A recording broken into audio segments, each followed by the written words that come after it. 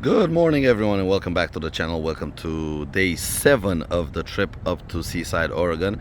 We're only about 1,000 kilometers out of Seaside. We're gonna skip a bit of the Pacific Coast Highway and just keep rocking on 101, which is over there. We don't know if we're gonna make it to Seaside today. We might try. We do have a Motel 6 lined up 700 kilometers away. It's currently 9 o'clock, 5 minutes past 9, and I got Donnie all ready. Quasi's almost got his PCX ready, and we're about to hit the road. Last night was, let's say, interesting because we're here in Santa Rosa, California, and it's a bit of a shady place. I mean, we had our room right over there where the door is open, and just check out this Tahoe, this Chevy Tahoe. Somebody's there, let's not look. And just check it out, it's all full of stuff. Busted on the left hand side, and I mean properly busted. Like window open. And yeah, all night long we could hear people outside the door. We saw a lot of drug activity as we came in, hookers, but I mean the kind of hookers you wouldn't touch with a 10-foot pole. And yeah, it's not all that great of a place. The mystique of America, the romance of America is definitely not present here in Santa Rosa. And we have the man of the hour over here getting ready. We're both getting into Cannonball brain, so we need those 3 days in Seaside. We couldn't remember half of the stuff we were doing last night.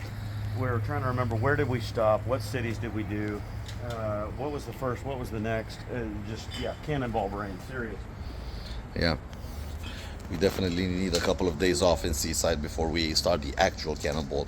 My route was a decently difficult one, but not all that bad. The room itself here at Motel 6 in Santa Rosa was not that bad. You had 2 big beds for each of us, a garage. 2-bike garage. Yeah, I mean, what motel for $100 a night gives you a 2-car garage? That's right. A 2-bike garage. Funny part is, the TV, nothing back here, is glued. It's glued to the table. I've never seen that before. They don't want people stealing. People walk out with TVs. Yeah, clientele around here, man. And hotels in Europe get pissed when you steal a towel. Yeah. Here, apparently, they steal a TV. Nailed down, they will try to take. Is the bed nailed down? Probably. No? You can move it. Oh, come on, let's grab the other end. Come on. This guy right out here could haul it on the top of his truck. Oh yeah, that Tahoe is something else. Busted window. Looks like it's rolled on the left side. No mirror, no nothing. Definitely hit a concrete retaining wall. That ain't pretty. Yeah. Anyway, we're gonna get off on the road. He's probably gonna have to buy some kind of fleece or something to put on. Yeah, I need something because I don't have any Apparently, insulation. apparently the west coast on the Pacific gets cold when you're right near the water. I mean, really cold, as in winter temperatures. I don't remember it being that cold last time I was out here, but that was 20 years ago. Yeah. Well, you know, global warming. Global warming. Yeah. You know. No, now they have to call it climate change. Climate because change. global warming doesn't quite fit the narrative. Whatever. Greta, you know, write down in the comments if you watch this video. Greta, tell us how it is. Yeah. After you fly in on your private jet. That's more economical. Yeah. She'll find a way to explain how that is more economical. Yeah, of course, because they can't afford to wait in line. You know? Yeah. Not with the peasants. All right. We'll hit the road. Let's hit the highway. 101 North Freeway entrance. So this is a freeway. It's not an interstate, but it's a freeway. Some old cars around here. Nice parking lot. Yeah, Santa Rosa wasn't really all that great. I think it's gonna get a little bit warmer. So, it's gonna warm up, yeah. Yeah. We should be okay for now. 101 doesn't hit the coast for another 130 miles. Yeah. Well, this is a fast-paced highway. We should be making perfect time. Yeah, we'll make good time if we can tolerate the traffic and the boredom. Yeah, it's okay. If we sit on this lane and traffic sits on that lane, we're good. Yeah. only thing that we may miss on this route, if we're not paying attention, are the redwoods. When you wanted to see some of the redwoods and drive through the one. I still have Avenue of the Giants. It's after 101 meets Highway 1. So after the intersection where we would already be on 101. Gotcha. All right. I've checked the map, try to make sure we don't miss. At some point, about 150 miles from here, we're gonna turn off 101 and go on a parallel road, which is Avenue of the Giants. Okay. And on Wikipedia, that's where like the big redwood with a hole in it and the road going through it should be. Yeah. I don't know for certain, but I tried to do my homework at home, so. And I don't know where on Avenue of the Giants it is, but I put it from the start to the end, so we're gonna do all of it. So if we miss it, I'm sorry. Adrian and I rode through that area at 21 when we were coming back from Eureka. Yeah. And we saw all those massive redwoods, you know, they're just huge right up against the edge of the road, but we didn't ride through one. So I don't know where in the span that was. Yeah, I really like to drive through, like, there is a famous picture with the road going through it. Yeah. Would love to see that one. I try to do as much homework as I could to find out where exactly it is. There's no GPS coordinates of it anywhere. Gotcha. But read up on it and it said on Avenue of the Giants, and I put the whole Avenue of the Giants on our route, so technically we shouldn't miss it. But I don't know, you know, information on the internet is not necessarily all that accurate all the time. I think it's gonna get made, the traffic is gonna get easier and easier as we get away from San Francisco. Yeah, further north we get away from all of this, it calms down a bit. We're only about 60 miles out of San Francisco, so we didn't manage to come all that far. Right. PCH was nice, but it was kind of slow going. Yeah. Even though we were hauling ass on those turns, it was hauling ass at 30 miles an hour. Yeah, and it's back and forth and back and forth. You're not really making forward progress that fast. Yeah, you're zigzagging. It's fun, but not great for time. Yeah. And not great for maintaining body heat with yesterday's wind chill. Oh, definitely not. Now it's a little bit chilly, but it's not all that bad. What is in Fahrenheit? It's about almost 70 Fahrenheit, almost 20 Celsius. So this is decent driving weather. It's a little bit cool, but you're not you're not shivering. Right, you're not shivering yet. Out there on the coast, it's over 20 degrees cooler, and yeah, it's getting a little tiresome. It's amazing because out there on the coast means just 10 miles that way. Yep. Just barely come inland and the temperature rises real quickly. Currently, I don't know if I'm down for crushing 700 miles, but we'll see how the day goes on. Usually I'm up to it. I don't know now on the seventh day after riding so much. I don't know how I'm gonna feel at 6 o'clock, 7 o'clock in the evening, if I'm gonna get sleepy or not. Right. Well, at this pace, we'll cover ground real fast if we can tolerate the traffic and the boredom. We're right now moving at a steady 60, 62, whatever. We'll be able to crush out 700 miles pretty easily. Yeah. We're up to it. But this is not the most scenic way to get up there, you know. Obviously, if we get back out near the coast and the hilly roads and all that, it's going to cut into our time. Oh, yeah. Unfortunately, we are not all that prepped for those temperatures, and after 7 days on the road, I've seen enough of PCH. I get it. It's nice. But I'm just about ready to get to a place where I don't have to pack up again early in the morning. Right. Because we're going to be doing 9 days of that afterwards. Yep. 8 days for the Cannonball and 1 day coming back. Yep. I mean, I keep pushing this road trip up. It's nice because I kind of designed it and hit spots I wanted. But I also want to start the Cannonball fresh and see what surprises they have in store, because that's even funner or more fun. Yeah, we're going to have some amazing scenery. Yeah. Dave always does a really good job with the route. Yeah, because I have no idea where he's taking us. And I've never been here before, never been through the states that he's taking us. And on a route that I haven't even checked on Google Maps to see what kind. So it's going to be a total surprise. Right. Though, don't need to push our luck on PCH like this is the trip and the only trip. This is just the prequel. Well, now that we're about 50 kilometers out of Santa Rosa, The freeway has gone down to just 2 lanes per side. Traffic has calmed down. We're no longer in a heavily urban area. Traffic is still moving fast, but there's a lot less of it. Exits are further and further away, so we don't have to worry about people coming on the highway. And the scenery, you can see grapevines over there. We're getting into wine production country. The scenery is interesting because it looks hilly, it looks mountainous, but if I check the altitude, 100 meters altitude, we're not that far off sea level. But on the hill you can see now a ton of grapevines.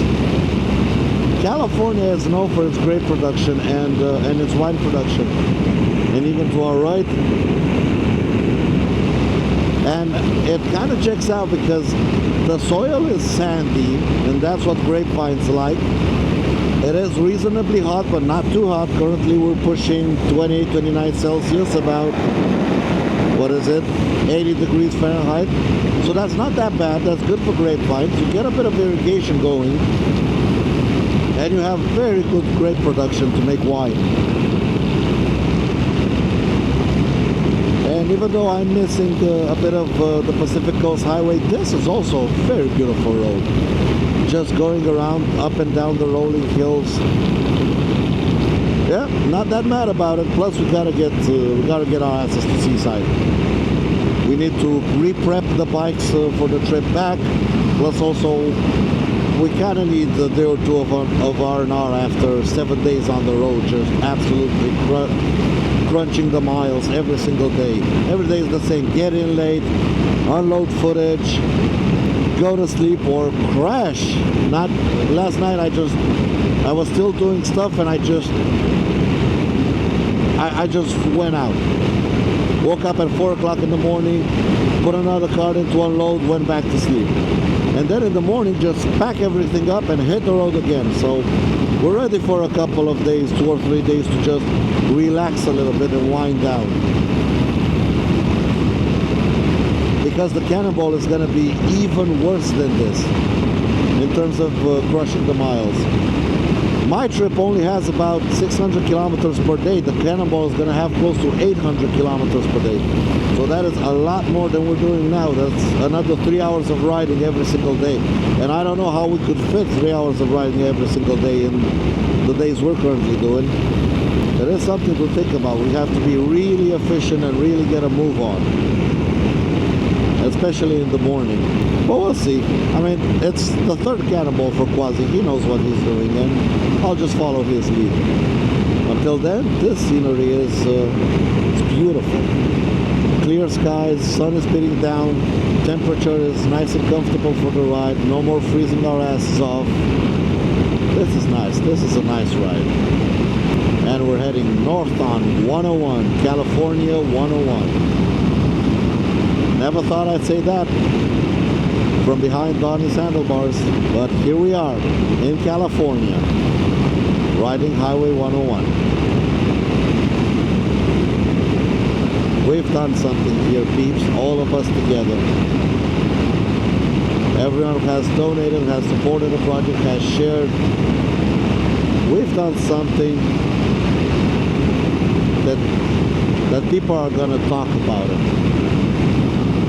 We've done something that people will remember. And I really hope I can do the video production justice. I ain't no professional, but I'll give it my best shot. Videos are probably going to be long or very long, but I think the people that have donated and supported the project and really put money up front to help me do this, they'll enjoy every single second of it, because it's your hard work and my hard work as well. But we did it. We're here, we're rolling. We're on the other side of the planet from Romania. I'm rolling with Quasi on his PCX, and we're heading for the Scooter Cannonball. It's going to be interesting to get up to Seaside. I can hardly wait to get up there and start meeting people. I've gotten a lot of messages from people saying they're waiting to meet me in Seaside. It's going to be just awesome. So Yeah, on the road we go. I don't know if we're gonna hit it today, but we're definitely gonna give it our best shot. If not, probably tomorrow at noon or afternoon we're gonna be there. We only got less than 1,000 kilometers to go. South Laggett. What'd you call me? Drive-thru Tree Road. Which way? Ah, left. Left. Okay. Yeah, I was looking at the sign over here next to it. Blind corner. All right. Let's see if this is the way to the drive-thru tree.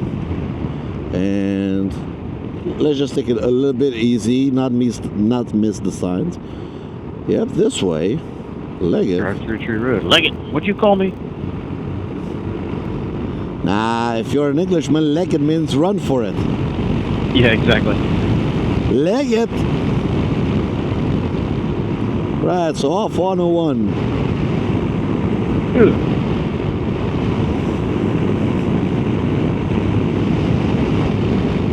This wasn't on my original route, but very soon we were supposed to get off anyway. Okay. But if there's a sign for Drive-thru Tree Road, I don't care if it's even the name of the road, just like call it Drive-thru Tree. Oh yeah, you're not driving through a tree, that's just the name of the road. Yeah. Slide ahead. Also drifting, let me get in position. Yes.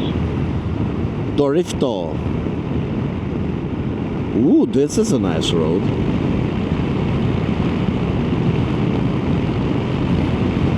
We're definitely not holding 60 miles an hour like you used to do.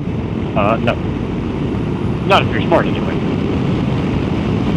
Are we really that smart? Jury is out. Dude. Ha ha ha ha ha ha. The biggest trees is, yeah, this is big stuff back here. But, and the way the road just goes through. And 101 is just up there.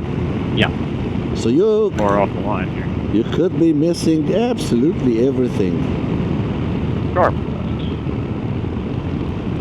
Drive-thru Tree Park entrance 500 entrance Hopefully there's no fee. hole for the attraction, but we'll find out. Well, the road seems empty. Wait. Drive-thru Tree entrance. Car coming. Right here. All right. Dude, check out this tree. Hopefully they don't go ahead of us. Oh, You ass. Should have gone. Fuck it up for us. Yeah, we should have gone. No good deed goes unpunished. Yeah. Let's sit here for a minute. Let them clear it. But it's a gravel road. Yeah, well, let's sit here and let them clear it so we don't have to eat their dust. That's what I'm saying. That's okay. It's not all that dusty. Plus, that downhill, I don't know if you want to go blasting that downhill on your PCX. Not really, but Wee-wee. having that van in front of us. Okay, there's an entrance. There's an entry fee. Boop, dude, these are ha ha ha ha ha ha ha ha. How much?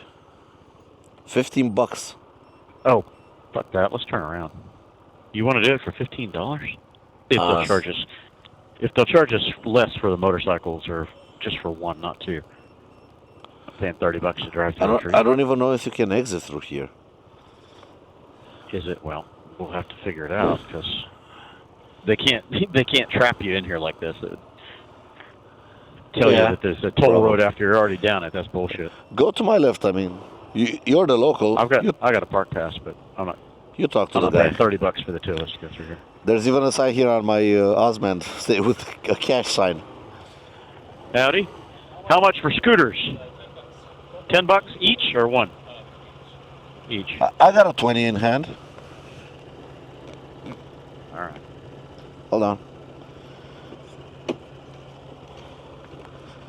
It should be right. Do you take park passes or is this separate?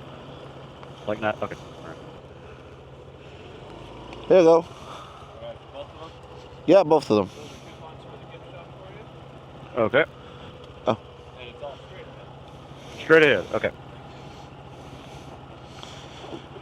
All right. Yeah, that's kind of cheeky. They don't put the price up at the top of the road. You're already down here and you're captive. Yeah, there was a... That's cheeky. What did it say about the gift shop? He said the coupons that he gave us are for the gift shop. I don't know what that gets. This, okay, let me read on it. This ticket is good for $1 in trade on any one purchase of $5 or more. So we can get $1 back.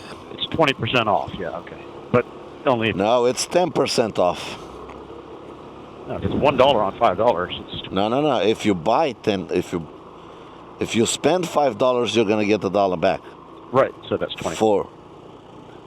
Yeah, but that's for Check it out. Check it out. Carved out. I wonder if that's really a tree or if they made it out of concrete or something. It is a tree. Big trees, Yeah, but big trees. But it's 10% of the admission fee. Yeah. Okay. Because we got a $1 offer off of the admission fee, so it's actually $9 entry if you spend $5. Big trees, man. Yep. El Big Redwoods. These aren't really all that red, but they're big. Should they be red? Look how massive that is. Right. Yeah. Some of them are very red. Dude, The bark color is quite red. that is huge. Some of them are not all that big. Oh, look, this one on the left is actually quite red. There you go. Look straight ahead. Holy! 2 or 3 of them joined together. Yeah.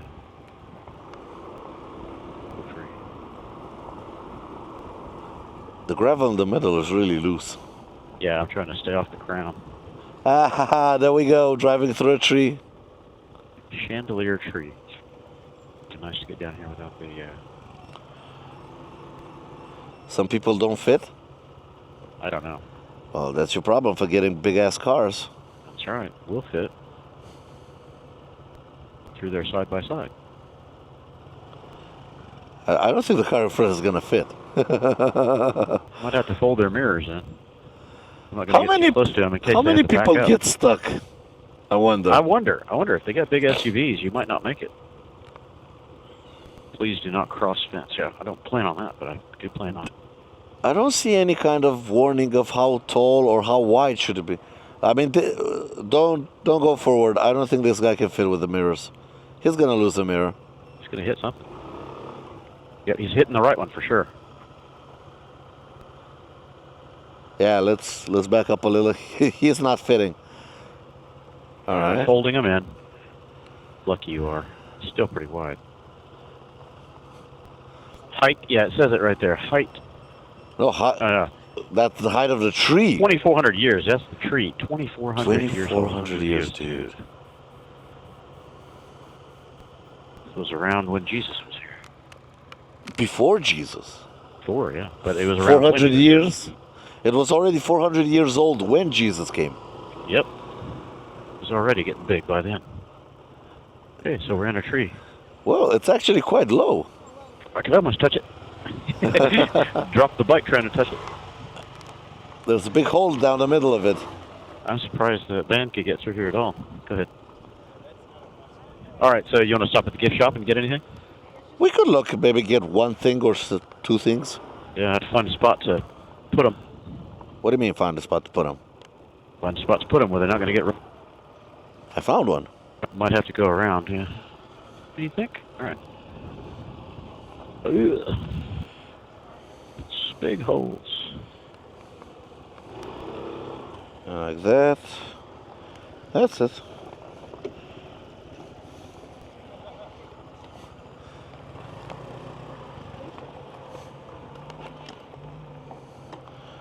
Found a spot. Right. That's awesome. Dude, how tall it is. Yeah, that's pretty cool. That's Could awesome. take a couple pictures of that. Well, that was an interesting ride through the tree. Now, let's go through the park and try to get out and back on the highway so we can cover some distance. Hold on, where's the telemetry? The telemetry has disappeared here. And one more. So this is kind of like a Redwood park that you can drive through and see stuff. There are trunks of trees over there. There are bear sculptures. Oh, did I close my top case? Yeah, I did. You all right? Yeah, just checking. My top case is closed. Gotcha. The souvenirs I just paid $46 for Oh my God. are right at the entrance. Yeah, are right at the entrance. I know I've been spending a little bit on souvenirs, but I don't think on the way back I'm gonna have any time to stop at souvenir shopping. So No, not likely. I mean, some of the spots where we take pictures are at, little town centers and things like that. might be able like 2 minutes, 3 minutes, quickly get a magnet, run out. Not actually. Maybe at filling stations or something like that. Whoa, hey, that's Oh yeah, maybe there. yeah. They might have souvenirs inside. But I got a couple of things. I ain't too worried if I don't get anything on the way back. Gotcha. Might as well get this out of the way before the Cannonball itself. You need to get on this side because the wind is blowing that way. Yeah. They have a few big redwoods at the entrance, but over here I'm not all that impressed. Yeah, these aren't all that big. I mean, the chandelier tree is pretty cool. Yeah, that is cool. Definitely cheeky bait and switch stuff. There's nothing that says that there was an entry fee until you're already stuck down in a one-way road. Not nice. Not nice at all. Clear. No, we're back on 271. That was it. That was if you're in a car, that's your $15 out the door. Yep. Basically, it's $15 to try to get your car stuck under a tree. Yeah. No, stuck in a tree. Or in a tree. Yeah. Hang a right here and then a left back on a 101. That's what it looks like. Or we can switch. It doesn't matter. I've got GPS up. Yeah, why don't you come on around?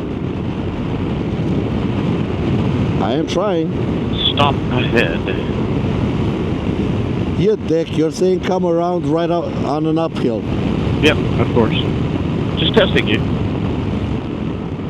Gotta show me what you got, man. California stop? California stop. I don't see nothing. Hey, bike. Yeah, but this is gonna be a tough exit on 101. We gotta make a left. Footer? No, not enough footer. Nah, definitely. Too far stopped. I'm not that good. I'm not that good. The way people sit here at stop signs, we're gonna be here a while. Bike route to the left. And there's no scooter route. Yeah. That's discrimination. We should sue.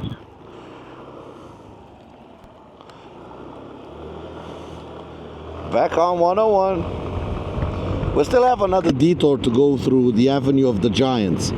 Okay. But at least I got my souvenir, so no more need to stop. Just roll through. Unless we see like some awesome tree, we really want to take pictures. Sure. This highway, looking at it where we started 2 or 3 hours ago, 4 lanes wide, very busy, very fast, and now it's turned to this. Yeah, 101 changes quite a bit. Oh yeah, even entering San Francisco, 101 was 5 lanes wide. It was basically an interstate going through the city. Yep. And now single lane mountain road.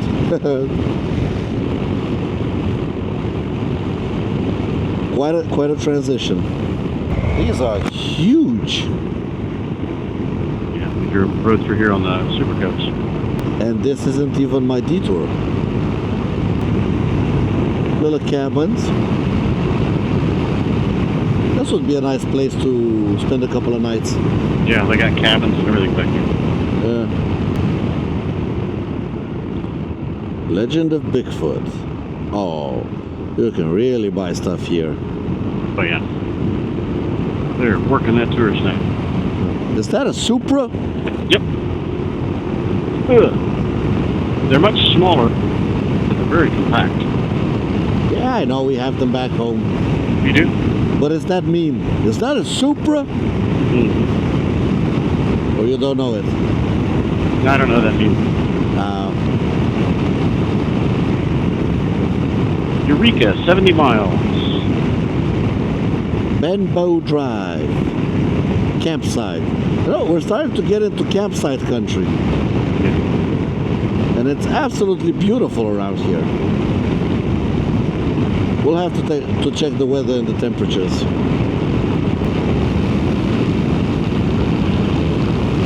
That's the Goldwing I want, the 1500. Yeah.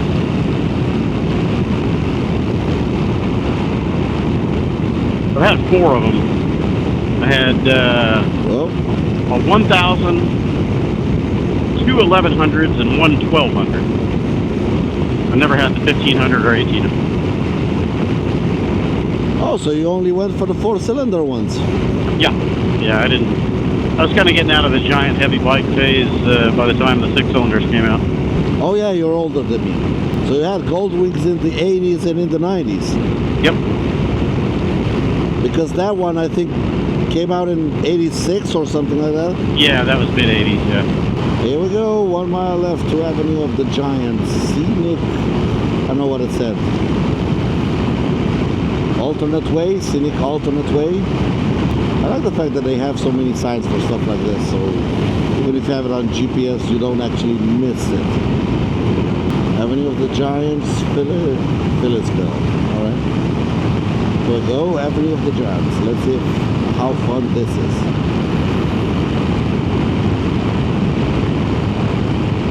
Oh yeah, I put my exit right. It was right here. Awesome.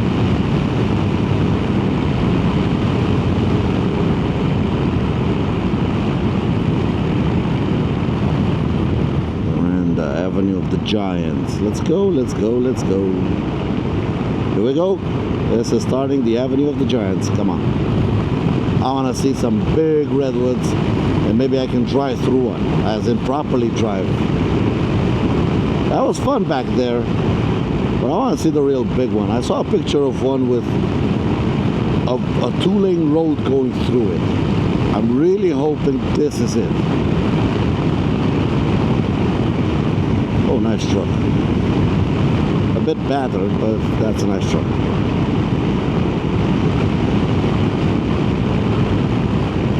Just hope we don't get a slowpoke. I mean, the limit is 55 through here. 55 seems like kind of a high speed limit for a road with turnouts and pedestrians.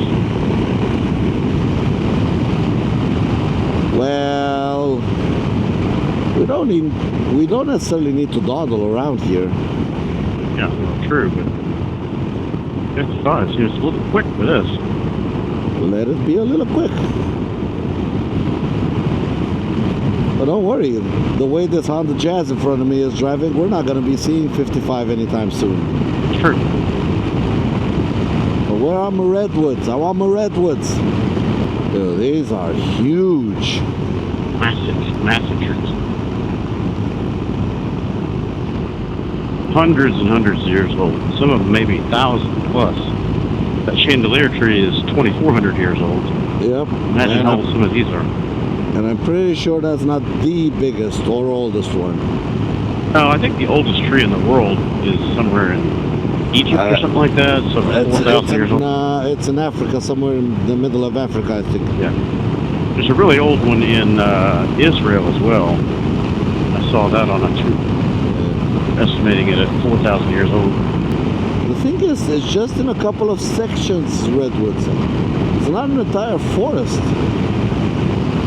Oh, there might be more of it.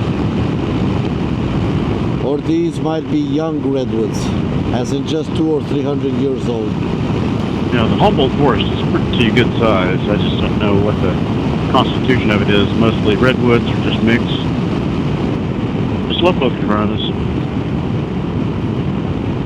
That's right. Take in the sights here, but I have to bust through.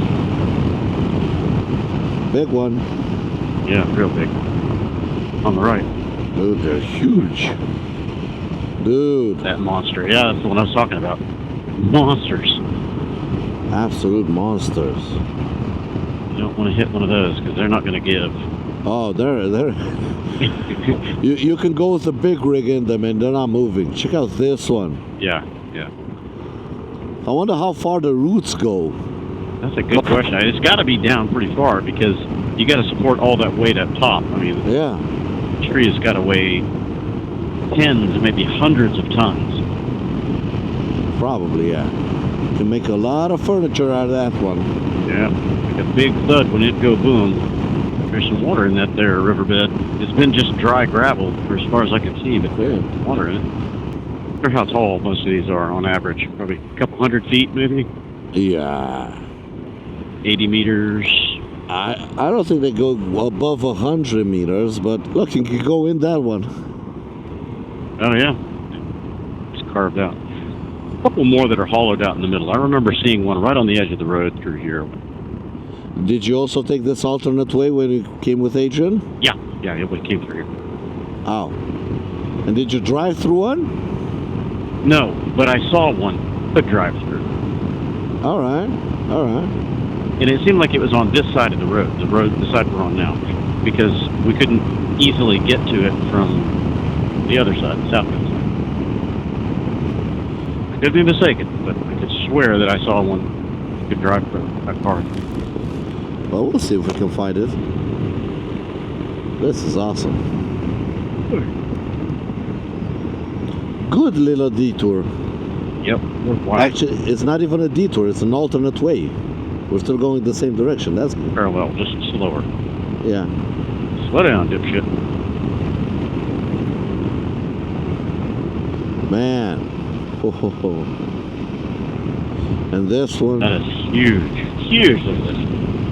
My goodness. Height-wise, I don't know with the 100 meters. Some of them might go above. But I think really, really old ones might go above 100 meters. Yep. Well, I'm sure we can look it up. Stats will tell us. Plenty of arborists out there have researched and documented that already. Yeah. I'll be honest. The comment section is probably going to enlighten us very quickly. So that Google Oracle little black box. It's a lot cooler when you're in the forest of redwoods. Yep. Once we get out of them a little bit, it gets warm, but then it gets cooler once we get back in. Bikers. True. Another scooter? No, it's a proper bike. It's a GS. GS. Oh my God, I called the GS a scooter. God, I know. I was going to say you insulted him. Don't let him. The shame. You say that. He's going to take offense. Now that's a trunk. Yeah, it is. Yep. She fell down, went big boom. Fell down, made boo-boo. God, I can't get rid of these yawns. Imagine if one of those fell across the road.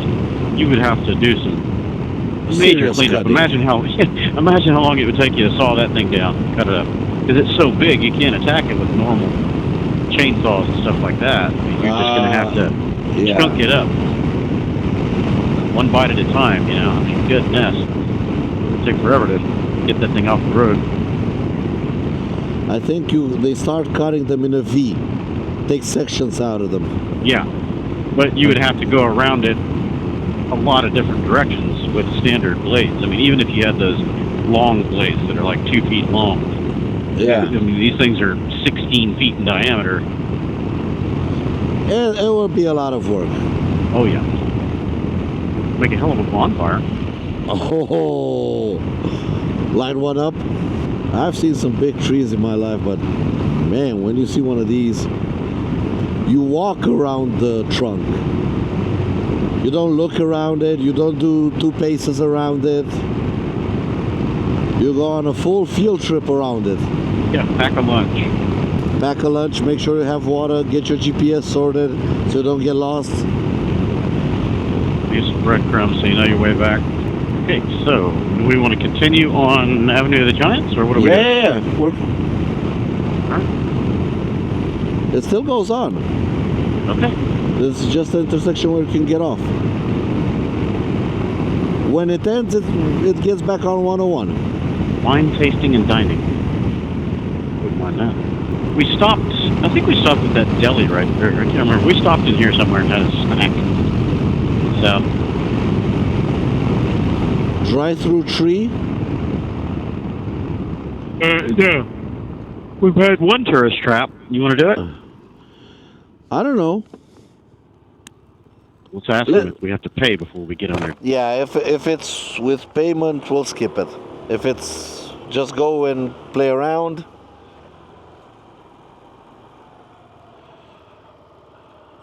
Drive-thru tree, oh. $10 motorcycle. Yeah, we already drove through a tree.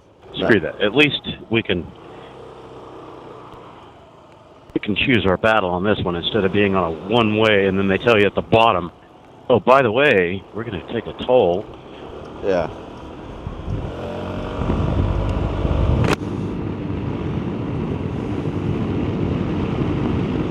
Like I said, I've seen a picture with a highway like this or rural highway like this with the two yellow lines down the middle going through the tree. That can't be like one of those parks and stuff like that, one of those tourist traps. That has to be just a regular highway. Maybe it's through this way and you and Adrian entered at the deli behind us. Yeah, I was pretty brain fried by then. Oh, I can bet. Where did you start Cannonball? In Maine? Yeah, Maine to Eureka. So you went 5,000 miles. Houston to Maine, and then Maine to Eureka, and then coming back down here. Yeah. The fact that the videos on the return trip aren't like oh blah blah blah blah, yeah, slurring my words. Brain dead.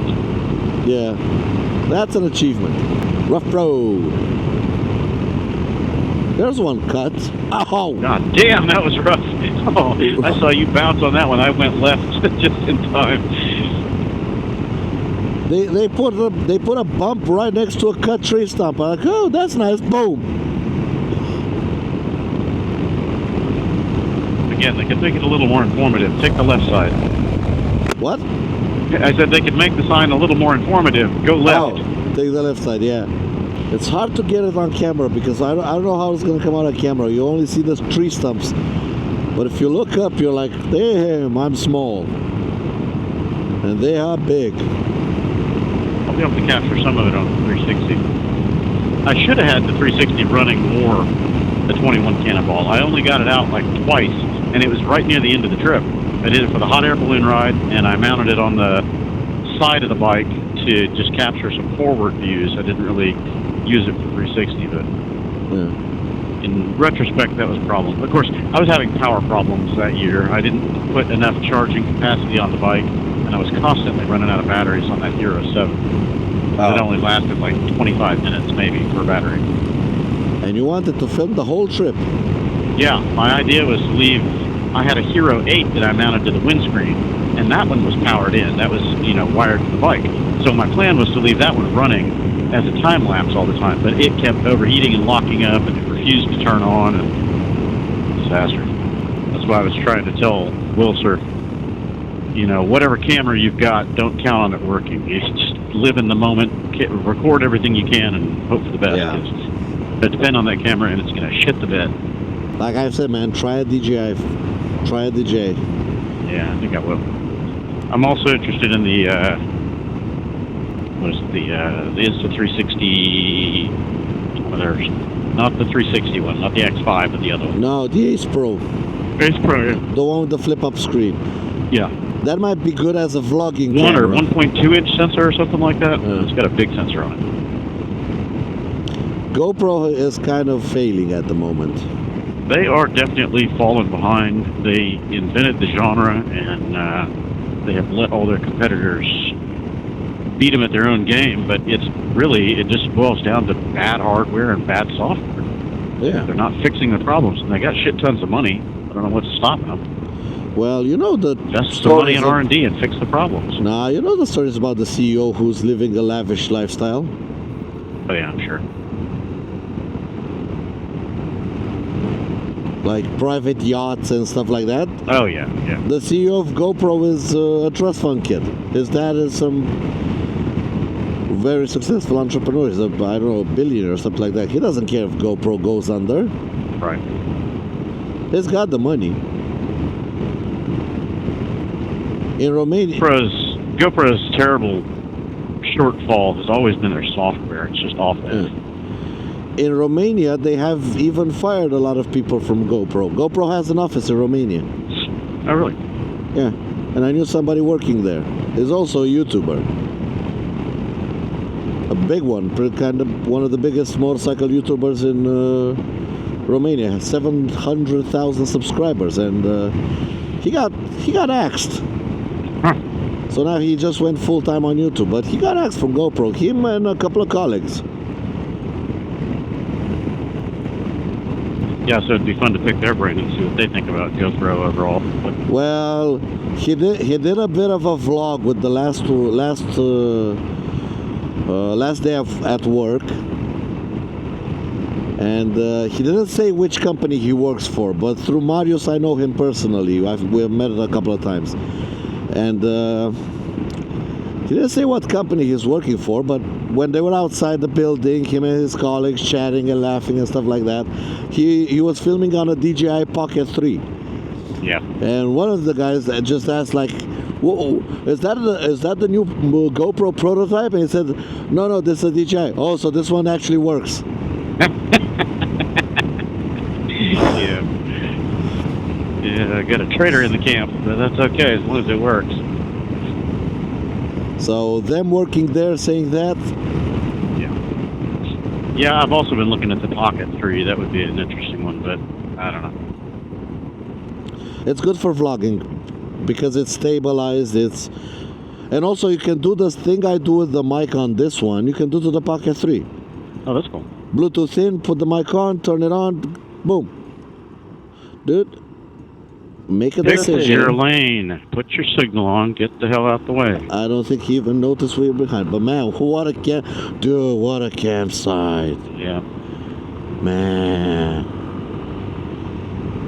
Oh, if I knew this was here. Facilities there. Yep. Last night we should have just ridden on, got into here. Yeah, well, it was another 3.5 hours of freezing our butts off. Yeah, but we could have gone on the 101. Yeah, true. Where's that worse? Where's that bad? Big tree, big tree, big tree. Ow. Big bump. Said I'm sleepy today. We haven't really had any food yet. That's probably why. No, yeah. We really haven't had any food. We should try to stop because I'm also I'm starting to feel a little bit hungry. Yeah. And a bag of chips is all I had. That's not really food. Yeah. At least a sandwich. Stop somewhere, get a sandwich, a hot dog or something. A little bit more consistent. Something with some meat, some starches. Wake me up. Yeah, I know. Road closed ahead. What the what? There was no warning. Oh, don't worry. There's an exit to 101 soon. Okay. As in after this corner. And even if the road is closed, we're gonna bend it. Run next to it. Skip it.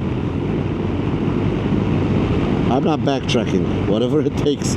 We're taking the scoots through the forest up to 101. We're four-wheeling, three-wheeling, two-wheeling, off-roading. Adventuring. Adventure scooter. Yeah, there's a whole thread on Ride Apart. Some of those. Check out this one. Those ADV rider and stuff like that. About, wow, man, the one on the right you just missed. Holy hell, that's big. You want to go back to that big one? Take a picture of the scoots next to it. If we got room and you're not gonna get run over on the road. Yeah, no, the road ends anyway here, so we're gonna get on the freeway after this. Let's spin it around. Somebody coming behind us. There was a bit of a parking spot there, so we're 224 miles away from San Francisco. Go back. Nah. Check out the Golden Gate. No, not here, man. In the parking lot. Come on, follow me. There was a parking spot. Here, there's a pull-out. Yeah, but that was a big-ass tree. And this is also a big-ass tree. Oh, that is a big-ass tree, you're right. Yeah. This is a pull-out. There's something she never says. Oh, that's getting ready to say. That's a joke for you. You have 3 kids. There's something your wife never said. Damn, that's a big tree. Holy shit, look how high that thing is. That is crazy huge. Dude. I don't think the camera even gets it. I mean, it just goes up and disappears. Is there a top to that thing? Oh my god. It just disappears up there. Oh, It's like Jack and the Beanstalk tree. I mean, look at this thing's 25 feet wide. in order to get the scale on the camera, get next to it with your hands. Yeah, that's what I'm going to do. Get my phone here. Okay, I'm gonna walk around it. All right, peeps. Are you going to do paces? No, just gonna walk around it. So we got our mark here. Count your paces. 1, 2, 3, 4, 5, 6, 7, 8, 9, 10, 11, 12, 13, 14, 15, 16, 17. He'll hide his bike before he gets all the way around. 20, 21, 22, 23, 24, 25, 26, 27, 28, 29, 30, 32, 33, 34. About 34 meters going around. Dude, it's a walk to go around it. It's a proper walk to go around it. Sun in the frame. I'm trying to get the sun out of it. So Make sure you go wide angle so you get the whole tree in the frame. yeah, well, you can't get the whole tree. It disappears. It's like Jack and the Beanstalk, man. It doesn't end. It just goes up forever. Yeah. Ah, this is awesome. Clear.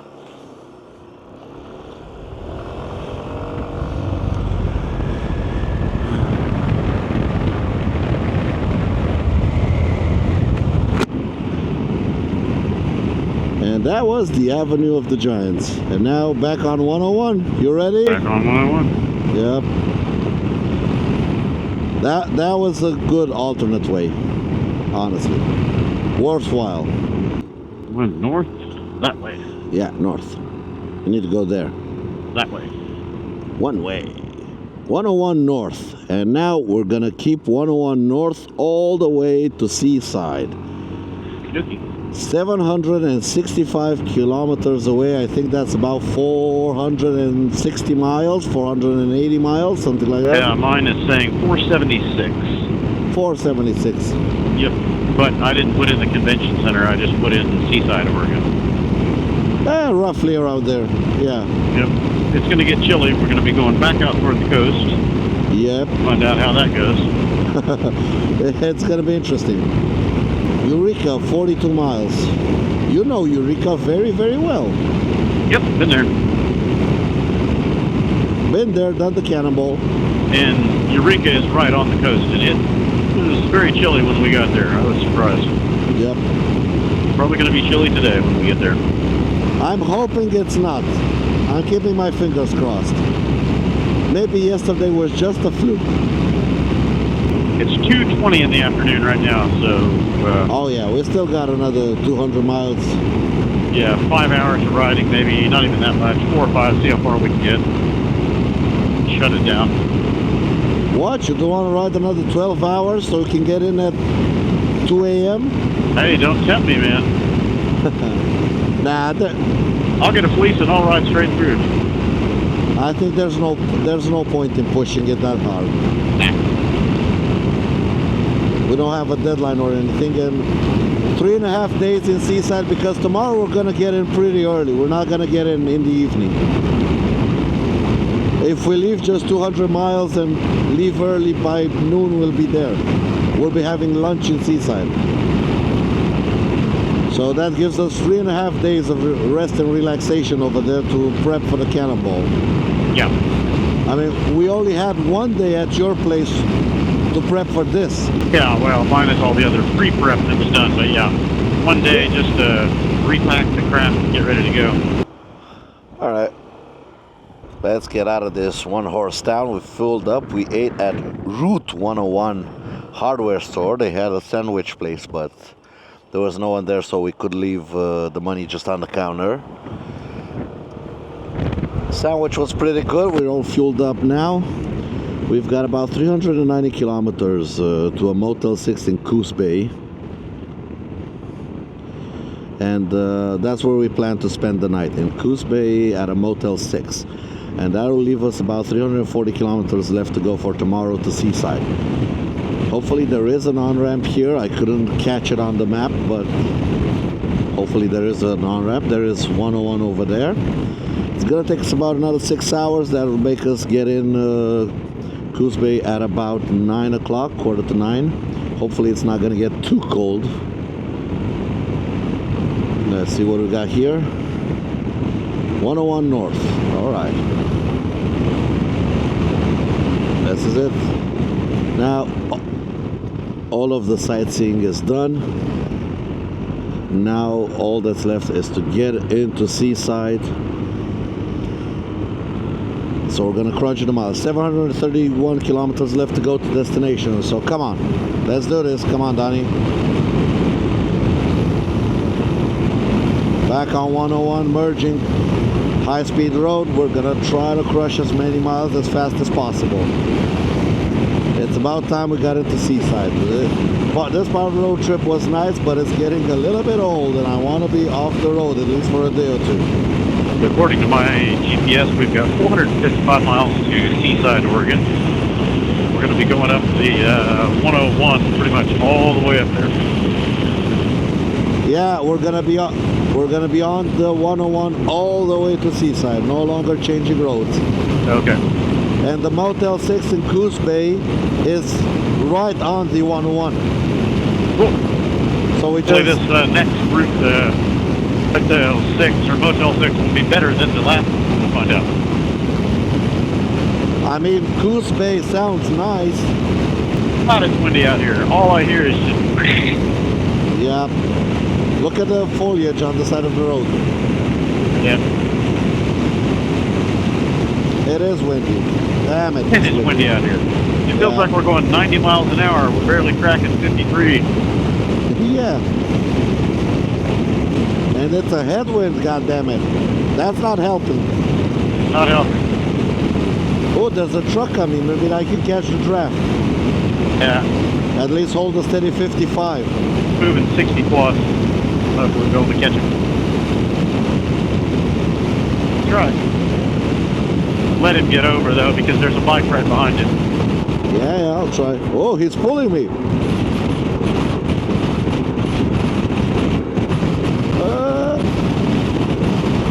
Yeah, get over. He's giving us a thumbs up. All right, now we're moving, but it's a cattle trailer, so I'm smelling manure. Yeah, it's a manure trailer, I think. I'll let the cow shit. No, it's a cattle trailer. But of course, cows take a shit on the road. But hey, this is awesome. I'm doing 60 miles an hour in this wind without barely touching the throttle.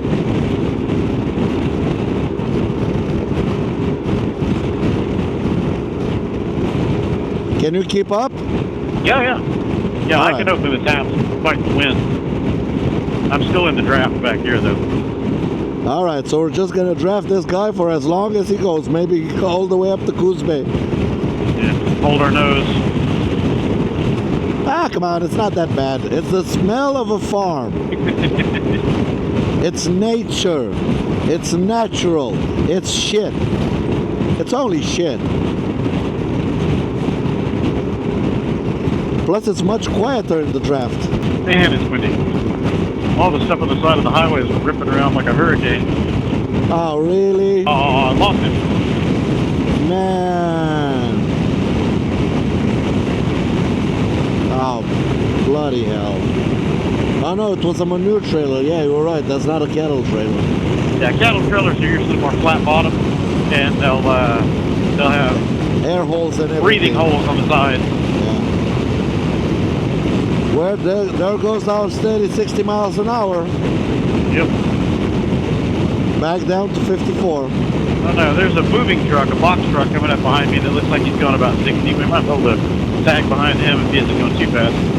Hopefully. Usually a box truck doesn't punch a big enough hole. Or as big of a hole. Yeah, they're lifted up kind of high, so you got strange aerodynamics. A whole lot more buffeting. He's not changing. Come on, come on, come on. Nah, I think I'm getting out of the draft. Alright, a bit of a sit rep. It's 6:30. We've been riding, got all of our gear on because, again, it's cold. We're right next to the Pacific Ocean. That over there in the distance is the Pacific Ocean. And we are just about to be done with riding in California. We've been in California for about 3 days. Ever since we entered Death Valley, we've been in California. So what was it?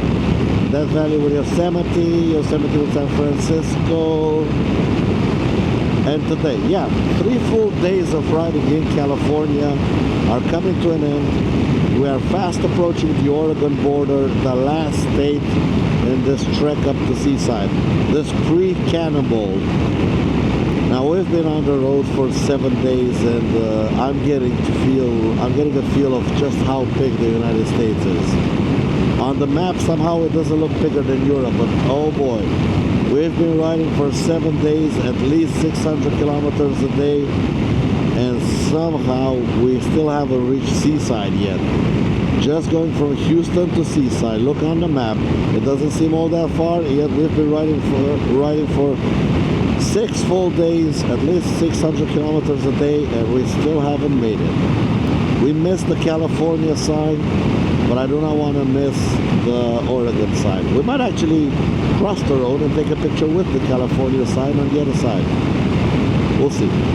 Now, the scenery through California has been delightful, but honestly, I was not expecting this cold. 12 degrees currently. That is about 60 Fahrenheit. 12 degrees Celsius, about 60 Fahrenheit. I was not expecting cold on this level in June on the West Coast. I was expecting to ride in 25, 30 degree weather, actually be a little bit too warm. I wasn't expecting this cold. It's California, it's supposed to be sunny beaches, warmth, no rain. Now granted, it hasn't rained. Man, is it ever cold. We are layered up as if we were riding in February. But we are getting it done. We're not stopping. We're still moving on to Coos Bay, even though we're going to reach Coos Bay by 9:30 or 10 p.m., something like that. That will leave us tomorrow with just 300 kilometers to do, which should be an easy ride, so we can have lunch in Seaside. That is my goal now. Having lunch in Seaside. Breakfast in Coos Bay, lunch in Seaside. And have 3.5 days of almost R&R because I have to take care of Donnie. We have to service the transmission, change the belt, change the oil, maybe even change the transmission oil if I can find some proper transmission oil. Now we gotta slow it down because I think that's the Oregon sign up ahead.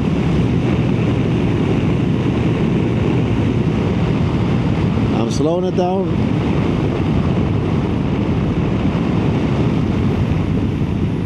Should be around here somewhere.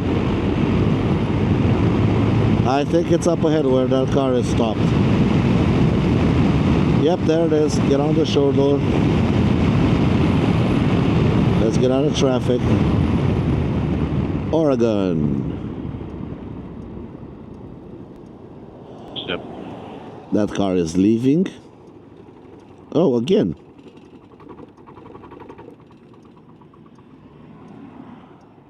Get a little closer. Get closer. Again, it did it. Or did it stall?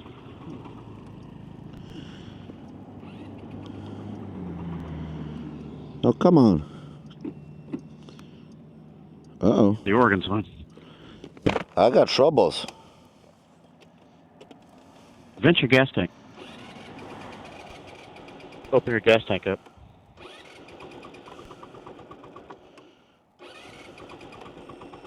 Come on. Oh, boy. So the variator's getting stuck.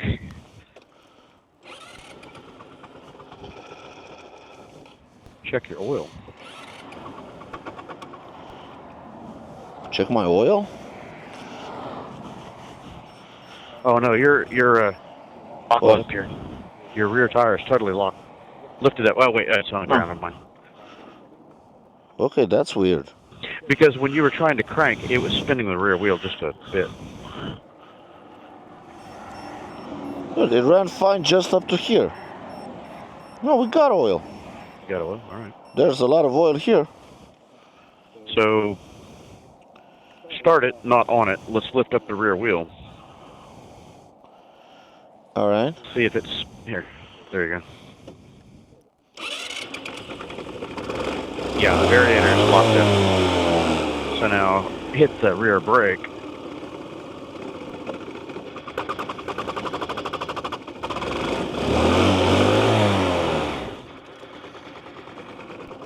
No, it smells belt. Your belt is toast. Your belt is seizing up. That's what's going on. Kill it. Kill it. We're going to have to change your CVT belt. I can smell rubber. It's burning the belt. All right. Yep. Well, we made it to Oregon before that. Well, yep, we made it to Oregon. But it's been running fine up to this point. I think if we get it rolling, it'll be fine. You can try that if you want. Let's get a picture.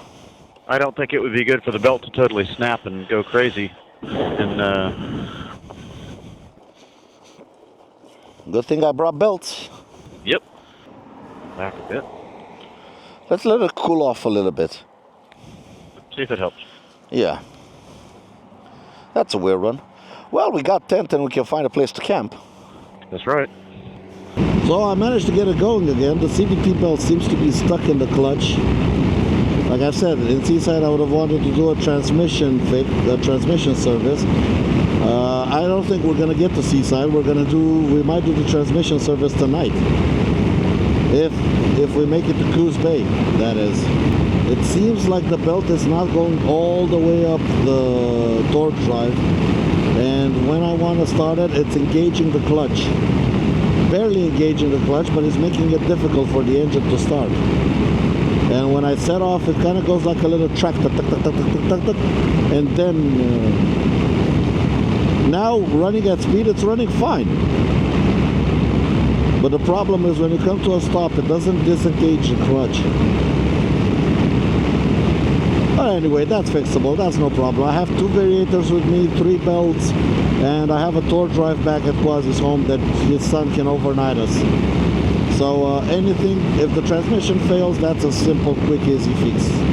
Now I did hear that Dr. Pulley variators, or I've been told that these kinds of variators stress out the belts even more than regular variators. I really would love to make it to Coos Bay and do the belt change there. Even though if we get there late at night, we can do it tomorrow morning when we're rested. Unfortunately, we will have to do another fuel stop until Coos Bay. That's going to be an interesting one. I'm going to try to keep it below 60. Maybe the transmission will cool down and the belt jiggling under engine brake, acceleration, freeze up. Did I screw my dipstick back on? I hope you did. Come up next to me and look at it. I can't see it from riding position. Oh, wait. This is stopping. Let me get on his right hand. Okay, that's good. All right. Come up and look at it. If it's screwed in. I can't. I was go too fast here. I've got to watch these pylons. I can't tell where it is. You drive straight. It's right here next to the exhaust. I can't tell if it's in. It's not out. It's turned sideways, flat. So I don't know how screwed in it is. I can't see the threads. Well, if you can't see threads, then that means it's screwed in. Usually when it's screwed out, it comes out quite a bit and hangs to the side. Well, it's not hanging out. All right, that's good. Well, transmission problems apart, we are currently riding a very beautiful part of Highway 101. We can see the cliffs. I don't know if you can get a view again, but check out that view. It It's just absolutely awesome. Some fog from the ocean rolled in. You can see the expanse of the ocean, trees on this side, hills, and there's a part over there that isn't covered in the fog of the ocean. Now also currently I am looking for a hill to stop on the top of the hill so I can fuel up the scoot, because as I said, my clutch is not disengaging. So the way I'm thinking of doing, oh man.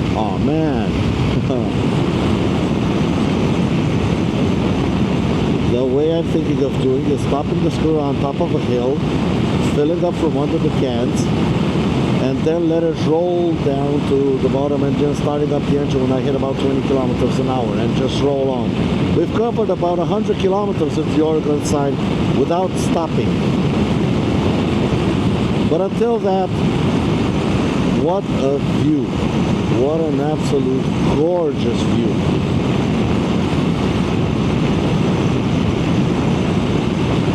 The fog, with the hills, with the Pacific Ocean. Oh, the sun is glaring.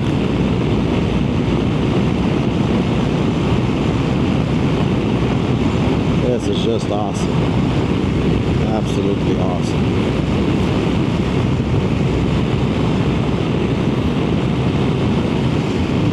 Look at that.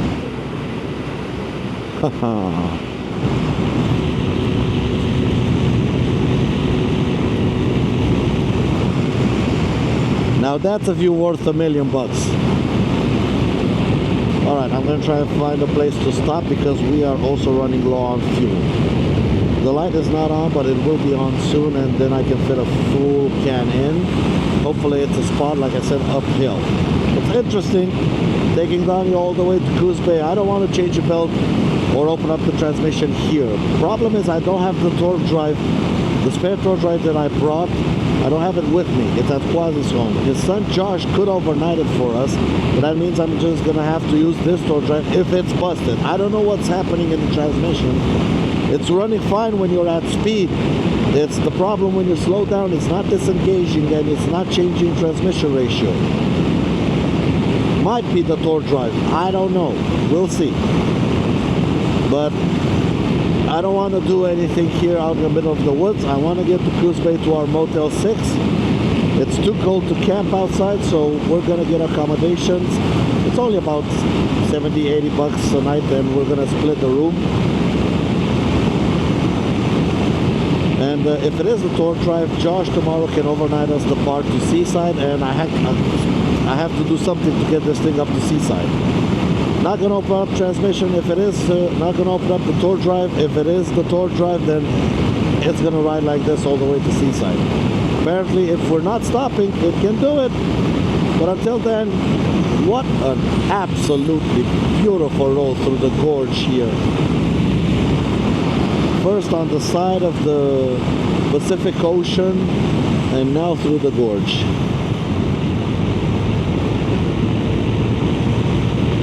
Absolutely tremendously beautiful.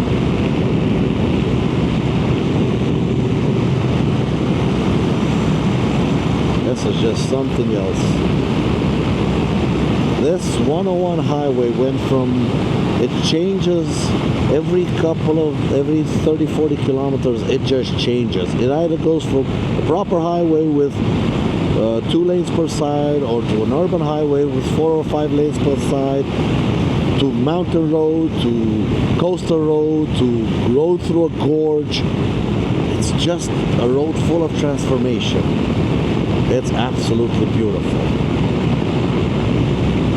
I can't get enough of it, honestly. I cannot get enough of it. We have 88 kilometers left to go to Coos Bay, about an hour's ride. Okay. Yeah, let's see, and here goes nothing.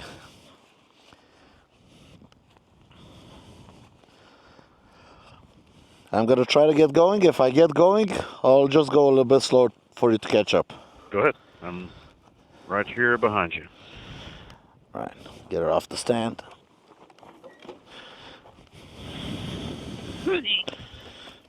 All right, car's coming? No?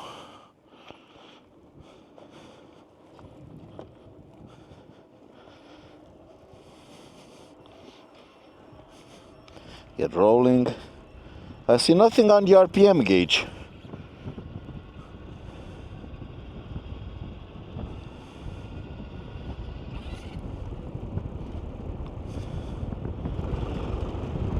Yeah, it's engaged. Okay. As soon as I started, it was instantly engaged. It instantly went into engine brake. We got rolling again. 88 kilometers left to go to Coos Bay, and I am not stopping and not putting a foot down for the next 88 kilometers. You're about a mile out, and I can still hear you, but I am on the road and rolling. All right. I'm only going 40 miles an hour. We're making it to Coos Bay, man. I'm telling you. Okay. I don't know how and I don't know why, but I'm not asking questions. If it's divine intervention, then so be it. It's divine intervention. I believe it and I accept it. We are less than 10 kilometers away from our destination in Coos Bay, Motel 6. Tony is still running just fine if you're going at 90 to 100 kilometers an hour. It's coming to a stop he doesn't like. So he likes moving, he doesn't like stopping. But we have ridden 180 kilometers with something failing in the transmission. Like I've said, I don't know what, I don't know how, I don't know why.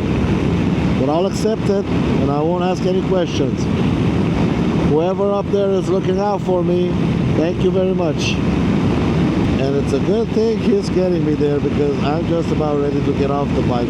We have covered today, when we arrive at Motel 6, we would have covered 730 kilometers a day. Quite a long day in the saddle considering we set off at 9 o'clock. And honestly, 730 kilometers in just 12 hours, that ain't bad at all. We also did stop at the Redwoods and see the Redwoods and take a couple of pictures. Also, we stopped for a sandwich. We weren't in all that big of a hurry, so no, this is good pace. This is very good pace. Granted, we didn't have any extreme hills, but I'm still quite happy with the pace. Here we go. I know I saw on Google Street View this railroad track on the side of the road. I don't know if it's used anymore. It doesn't look used anymore. But we should be getting close to a Motel 6. Hopefully there are no more traffic lights. Traffic lights really hurt. I cannot bring the scooter to a complete halt. I can bring him to a halt, but I have to turn off the engine. And to get him going again, I have to push him to about 10-15 kilometers an hour, then start the engine and slowly put in throttle so I don't lock the engine too much and it gets up to speed. Currently, the scooter acts like it has direct drive, like it no longer has a clutch or variation, just direct drive, one single gear. It can run good at high speeds, so that's a good thing, but it's still just one single gear. Running good at high speeds means not running at all at low speeds. It's even hard to get down to speed limits of 30 miles an hour because it goes down to about 4,000 RPM. And that's not a place where this engine likes to stay. This engine likes to be between 6,000 and 8,000 RPM. That's where it works the best. We'll get it done. 3 kilometers left. Wait, let's look for the Motel 6. No, it's not here. I didn't put Motel 6 in the GPS. It's on the side of the road, so we should see it.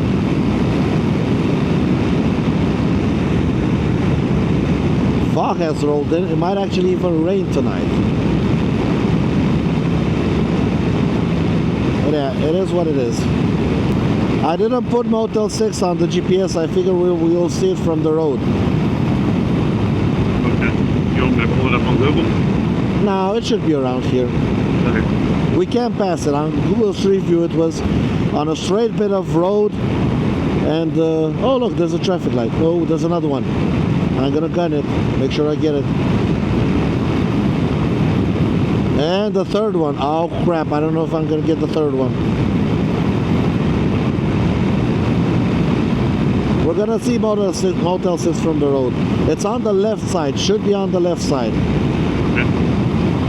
Whoa, truck coming in. Stay in your lane, buddy. Okay, I'm gonna slow it down just in case we have other traffic lights, so I have advanced warning of them. Alright, it should be in this row. After this right hand turn, should be in this row.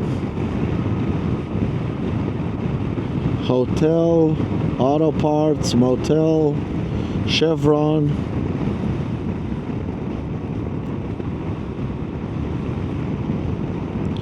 The train tracks have to be right in front of it. Green tracks, okay.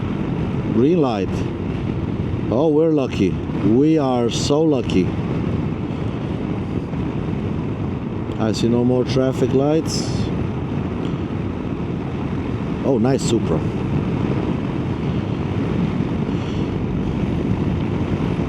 Alright, it's starting to look like it did on Street View. A little bit of a left-hander, then it goes to a right-hand loop. And we should have Motel 6 right around this corner. Oh, another traffic light. Where is it? Where is Motel 6? Train tracks here. Okay, okay, okay.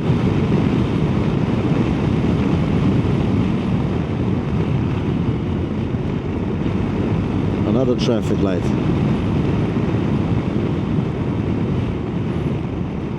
Come on, it should be around here.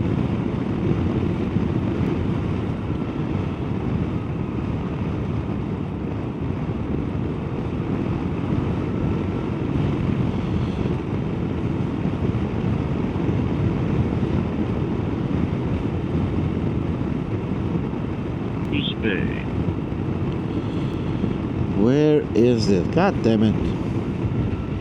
There's Best Western right there. Can't find the Motel 6. We're going to come back to this Best Western. I mean, it's my own doing because I didn't put it in the GPS exactly, so. Global in. Okay, train tracks here, train tracks here.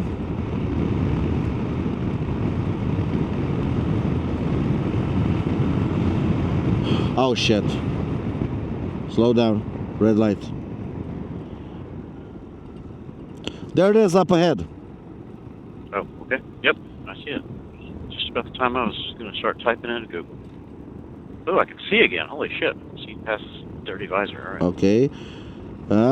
Slow and steady. 2500 RPM. It really doesn't like 2500 RPM. No, that's what this one used to do, and it was the torque drive that was failing. It's probably the torque drive here the same. So tomorrow we're probably going to have to ride like this. I'm gonna take the suicide lane, and if there's a spot, I'm going for it. Car is coming. Shit. I'll squeeze it between these two cars. Alright, be careful. Round. Bump. Ah. Switching off the engine. I'll park it here. Oh. Okay, I'm gonna look for. Ah. Dude. Pretty full. We made it to Motel 6.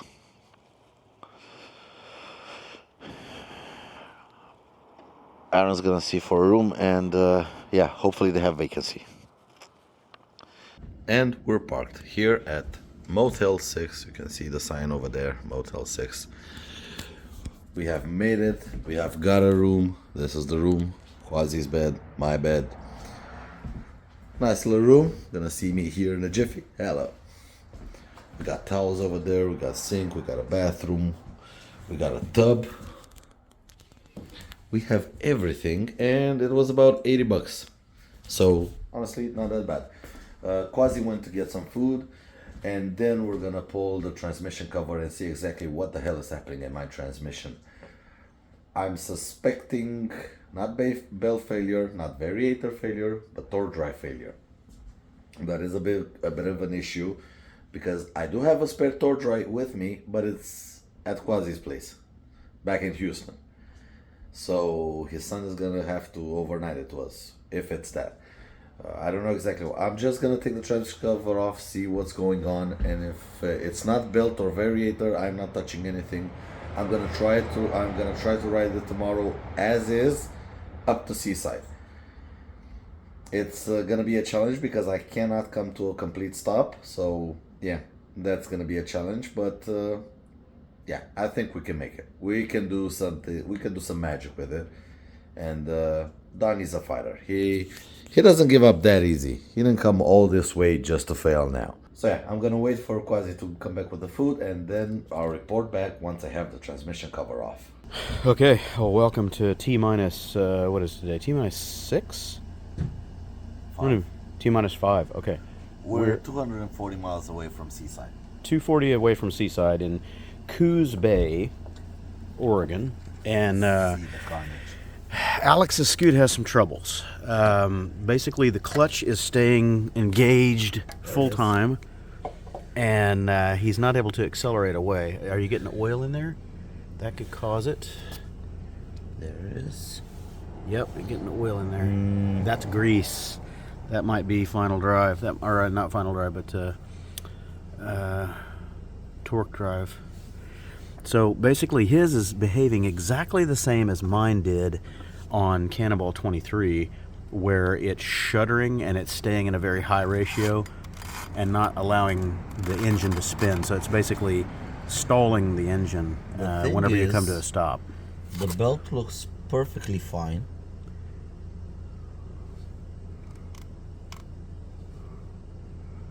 I'm thinking torque drive, but you got a lot of oil in there. Is the variator stuck? Come over here and show your little spigot. Oh, that's not a problem. yeah, When you run it hard, it throws. Yeah, but is that getting in here somehow? Where's all this oil coming from? bit Is of- that your front main? Where's all that grease and oil? Could be. Is this engine oil? I don't know, but it's a lot of it. We can hose it out with the brake cleaner. The thing is, I'm wondering, because I can't push the variator at all. Variator could be stuck. You might have stuck rollers, or the sliders. pulleys The on. sliders could have all flipped or something. Well, we can pull the variator off. If the sliders have... Hold on. Basically, anytime he comes to a stop, it kills the engine and it's chugging and lugging the engine. So we had to get him The kind of thing push I'm started rolling down the hill Yeah, to go the thing on the I'm highway. scared with, if we take it apart now, and we need this, it's gonna be you riding to Seaside, getting it, coming back here. Or we can just have it shipped here. But But that would mean staying another 2 days here. right. You don't need to pull that off to pull your variator apart. You can pull your variator and see if the slider's in the correct orientation. I can get my variator holder out. You've got the socket and everything that you need, and we can just pull that front part with as much tension as you've got on there, though. Can you squeeze your belt and get tension back here? Get it to sink into your clutch? Yeah, there you go. Okay, so we can loosen it up. Now let's pull the variator off. Let's pull the variator I off. think this has failed. Okay, let's pull the variator off. See what we So, get. Dr. Pulley, let's see. Let's see. Sorry for the camera work here. I'm trying to get my tripod to deploy. Oh, come on, there it goes. This tool does come in handy, but it's a real pain in the ass. Yeah, it's a pain to adjust the jaws on it. Get out of his way here.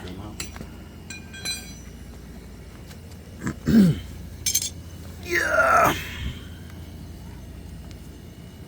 Crouching down on a hard concrete or asphalt ain't no fun.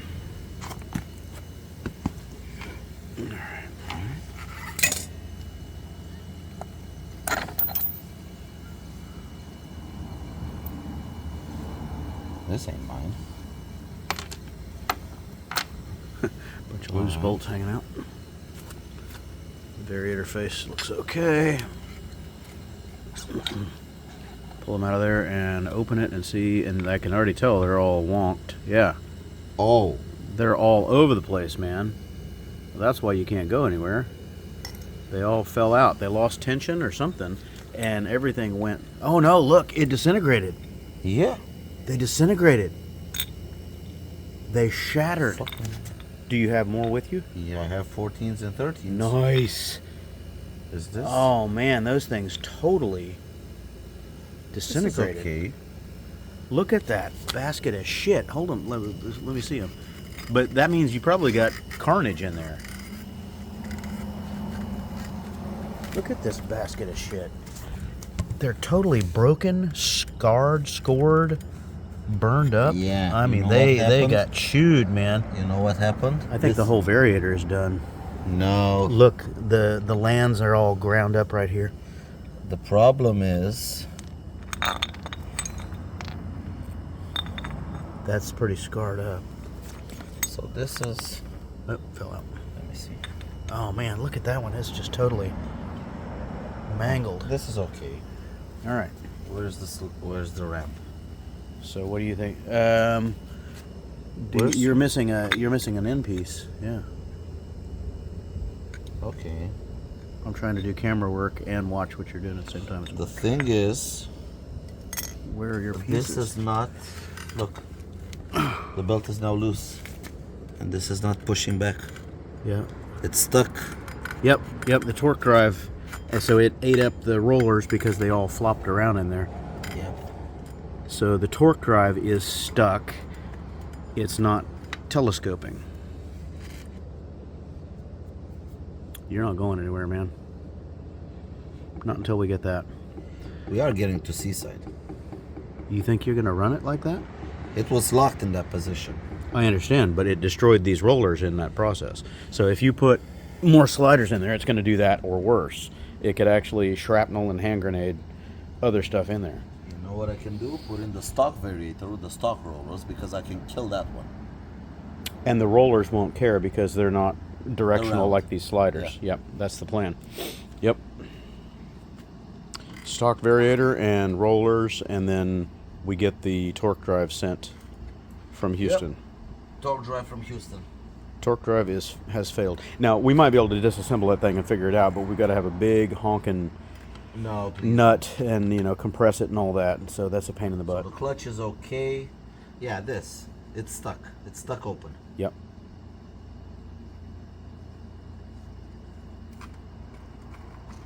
Yep. Right? Just let go.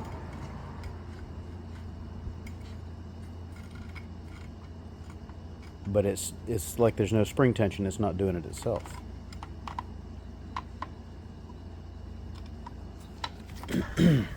Oh, I'm falling over.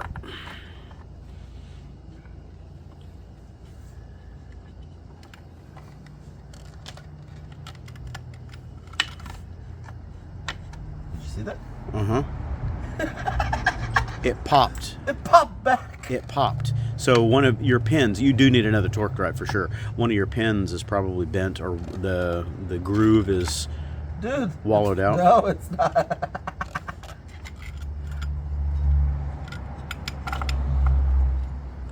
It could do it again. Yeah, it's definitely gonna do it again. Oh, don't lose the fingertips. There we go. All right.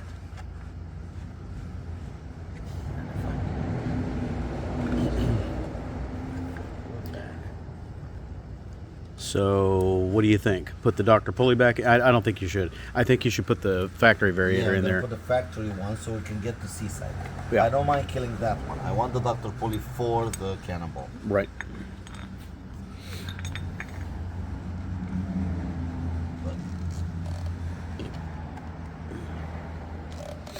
Yep. Pinch her down in there and throw the factory one back in. Pinch her. Pull it out. Pinch it. But if it got locked in the full open position, that means you've got pins in It there. might have been just these failing. Could be. And They- since it stood in that position a long time, it just locked itself in one place. Yeah, maybe. Now a bit of jiggling. Maybe. Well, remember, Well, I have remember to it change it locked. because- It locked once coming into town, Yeah. and you couldn't get it to And go. then- And then we went to the gas station, and it started behaving itself. And then it did this, and that was the You end. know what might happen? Pieces of this might have gone Yes, in this. that's what I'm saying. You So we probably got need the new torque you probably got drive. shrapnel in there, so yeah. It grenaded it. So we need a new tour drive, but We can limp it to Seaside. what I am curious is this But all that oil is not good, man. I don't know where that's coming from. might be from this seal. Yeah, that's pretty wet. You're weeping from your front main or I rear have main, whatever it it with is. me, but honestly, I don't care. That's good enough. Yeah, you can spray it out with some brake cleaner while we're here. Oh yeah, of course. And clean it up. Oh, you can use those Gojo hand wipes now. Do you know where they are? Somewhere there, but I I'm see. not. I see I'm not orange done. right down there. Yep. Gonna pull one out, but Uh-huh. I'm not done yet. All right then. Let me paper. All right, so that's kind of it for the moment. Gonna put in the factory variator, limp it to Seaside another 220 miles or 340 kilometers, and fix it in Seaside. All right. It's not dead yet. Not It's dead out yet. of the rental. Not dead yet.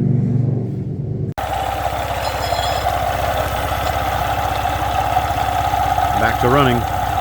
Got the OEM variator in there. I'm not 100% sure on the torque drive, but it seems to be functioning. So we'll see if that can get him to Seaside.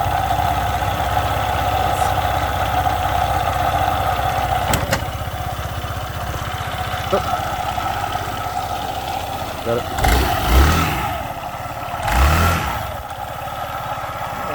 I'll take it around the parking lot.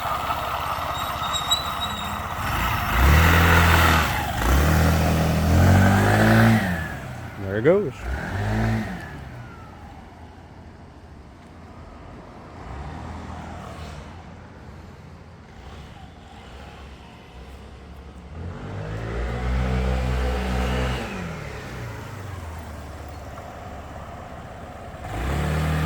I'm telling you, man. Torque drive is fine. It's the variator. Okay. You only have to mount your pot. Yep. Dr. Pulley doesn't have a good track record for Cannonball so far. That's like 12,000, 10,000 kilometers, that variator. Yeah. That's about as far as mine got before We'll go it gave to up. Seaside on this setup. If it's okay, the variators, the torque drive is okay. Yeah. All right. All right. Button it up. Well, that's it. Donnie is fixed and ready to get back on the road for the last 340 kilometers up to Seaside, Oregon, where we're going to start the Cannonball. In Seaside, I'm going to give him a full transmission rebuild because now I just changed the variator with the old stock factory variators to get us to Seaside. And after that, I think in Seaside, I'm going to get Aaron to have his son ship the new torque drive. So I'm gonna put in a brand new complete fresh transmission with my second Dr. Pulley variator. I'm gonna give them another chance. So I'm gonna give Dr. Pulley another chance with a fresh torque drive, a fresh belt, and a fresh variator with fresh rollers and everything brand new. We'll see how it lasts. If it fails again, then that means Dr. Pulley variators are really not all that great. I'll show probably in Seaside when I do the rebuild what happened to the variator. It basically disintegrated, but it also has a lot of wear on it, much more wear than it should have for about 9,000 kilometers that it has. Maybe probably a little bit more. I don't know. I'll check the mileages and see exactly when I put it in and how it did. I think I had 2,000 kilometers on it and I have 8,000 now, so maybe 10,000. Still, that's less than one belt. The belt looked in perfect condition. I left the belt in, so yeah, the variator not that great, at least for now. We'll see how this variator gets me to Seaside. We'll see what it looks afterwards, and then I'll make a conclusion. But for now, this is me from Coos Bay in Oregon, about 340 kilometers away from the start of the Scooter Cannonball. And thank you all so much for watching, and thank you to the people who have donated and made this project a reality and made me and Don help me be here in the United States and in Oregon. And until next time, take care of that, everyone, and ride safe. Bye.